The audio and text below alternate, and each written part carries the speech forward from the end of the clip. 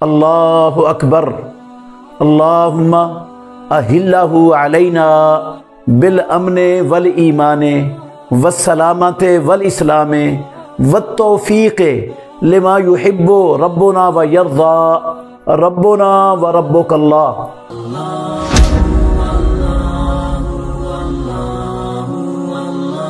چاند دیکھنے کی دعا، نیا چاند جب طلوع ہوتا ہے تو اس وقت کیا دعا پڑھنی چاہیے؟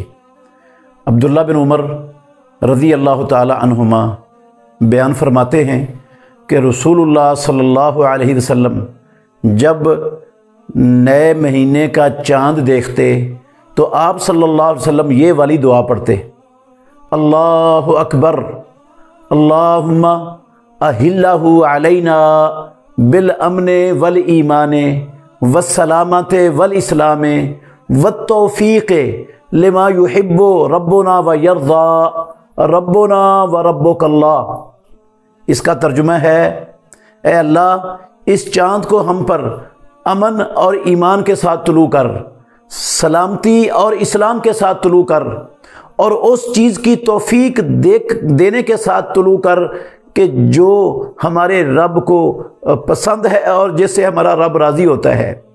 اور اے چاند، تیرا رب ہمارا رب اور تیرا رب اللہ ہے۔ تو رسول مکرم صلی اللہ علیہ وسلم یہ دعا پڑھتے تھے۔ اس حدیث کے متعلق علامہ نور الدین ہیثمی رحمۃ اللہ علیہ نے مجمع الزوائد میں لکھا ہے کہ اس میں ایک راوی ہے عثمان بن ابراہیم الحاطبی جو ضعیف راوی ہے، اور اس کے علاوہ باقی سارے ثقہ راوی ہیں۔ علامہ ناصر الدین البانی رحمۃ اللہ علیہ نے سلسلۃ الاحادیث الصحیحہ کے اندر 1816 نمبر پر اس حدیث پر بحث کی ہے، اور اس کو انہوں نے حسن لغیرہ کے درجے کے اوپر قرار دیا ہے، بلکہ انہوں نے کہا ہے یہ کثرت شواہد کی بنا پر یہ صحیح حدیث ہے اور قابل حجت عمل ہو سکتا ہے۔